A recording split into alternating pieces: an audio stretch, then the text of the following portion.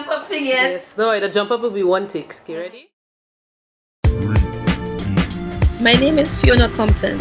I'm a photographer, videographer, fashion artist, and mother.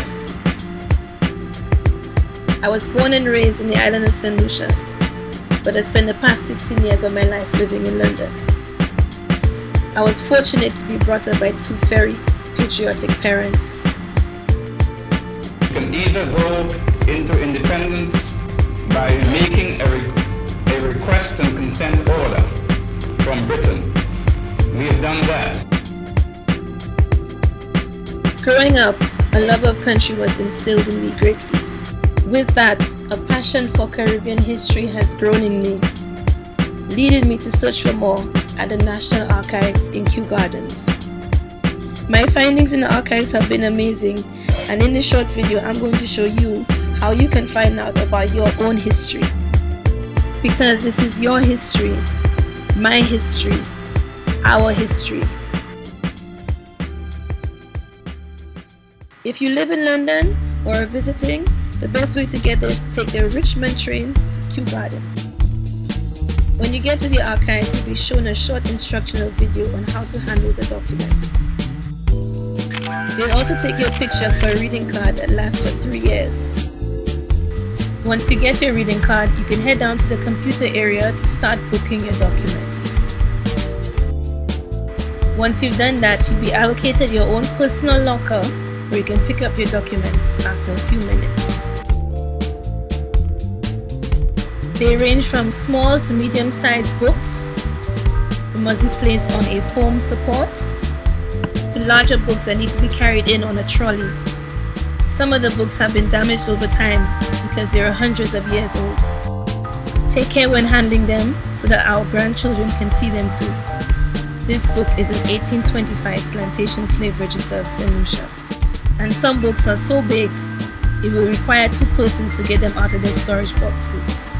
Books like this are normally the plantation slave registers.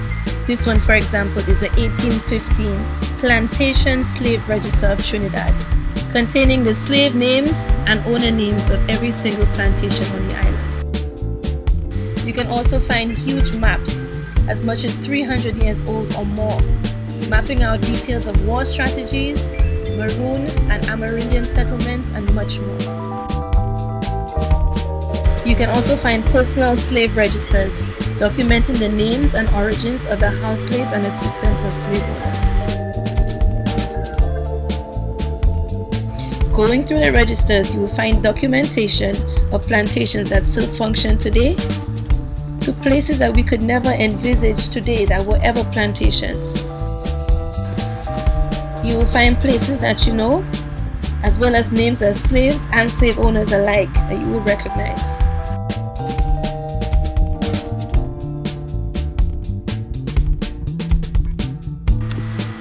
You will also be able to find the origins of slaves, from Gold Coast to Senegal, Congo, different tribes like Mandingo, Igbo, as well as seeing where some slaves were mulattoes, as well as Indian.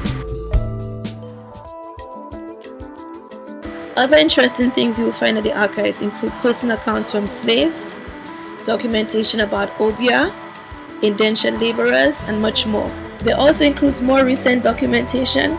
Strangely enough, they had a copy of my grandfather's passport.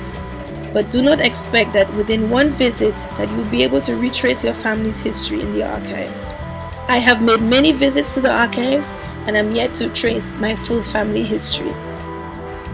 Tracing back your family history may take days, weeks, months, or years, but I promise a visit to the archive is one that is invaluable.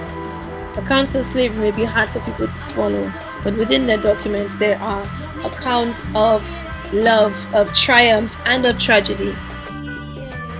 The archives is free to visit for anyone around the world. Just bring a proof of ID and a proof of your address, and it's absolutely free.